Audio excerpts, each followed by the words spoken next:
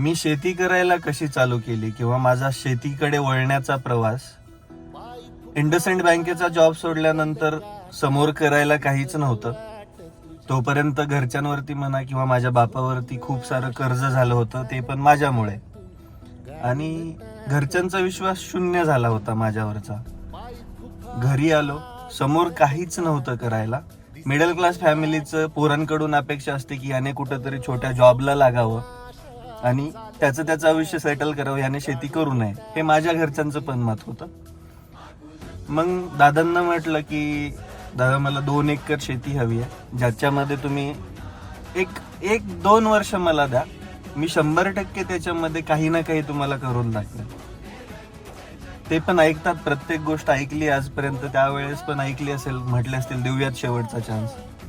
आणि ती 2 एकर शेती घेतली, पाणी घेतलं आणि त्याच्यामधून